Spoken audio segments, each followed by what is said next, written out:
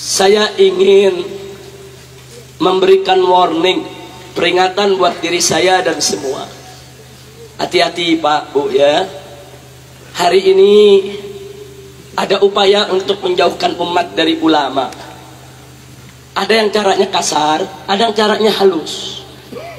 Yang caranya kasar dengan jalan menjelek-jelekkan ulama, mencaci maki ulama, mengumbar kekurangan ulama, memfitnah ulama, melecehkan ulama, mengkriminalisasi ulama, merendahkan ulama. Ini cara-cara kasar yang bisa dilihat secara kasat mata, saudara. Tujuannya apa?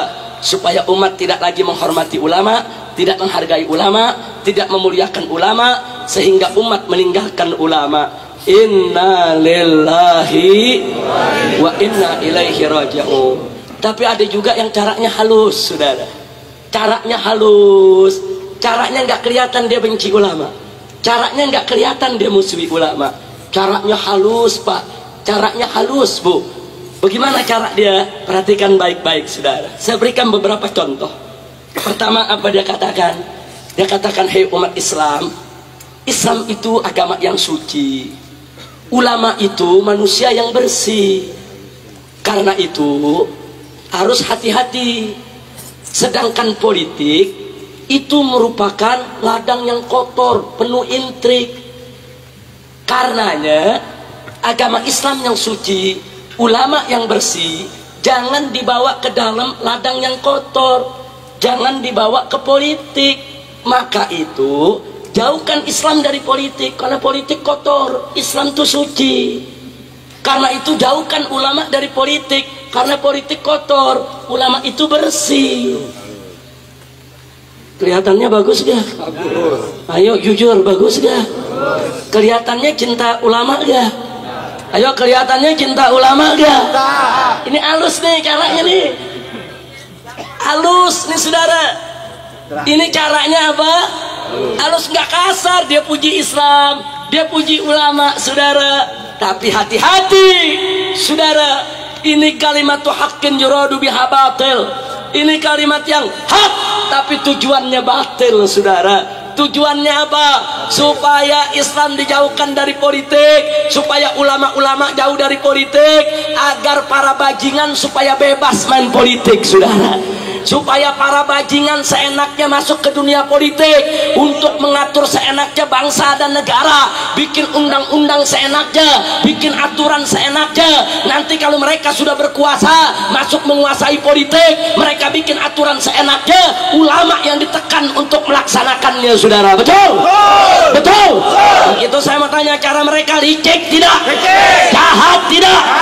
Hati-hati saudara. Maka itu kita jawab di sini. Hei, betul, Islam itu memang bersih, Islam itu memang suci. Betul, ulama itu memang mulia, ulama itu dimuliakan Allah.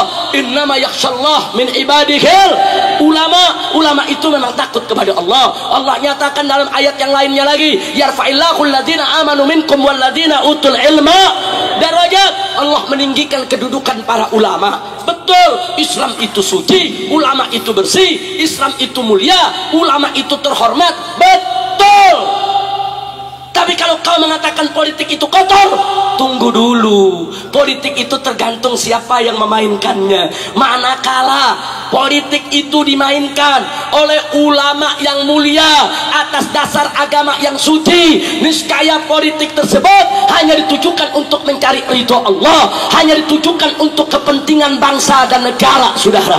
Tapi manakala politik dimainkan oleh para bajingan, dimainkan oleh para pecundang, dimainkan oleh para penjahat, dimainkan oleh para mujrimin saudara, dijauhkan dari agama, maka politik tersebut hanya akan digunakan untuk kepentingan pribadi, kelompok maupun golongan, dan hanya akan merusak kepentingan bangsa dan negara. Betul?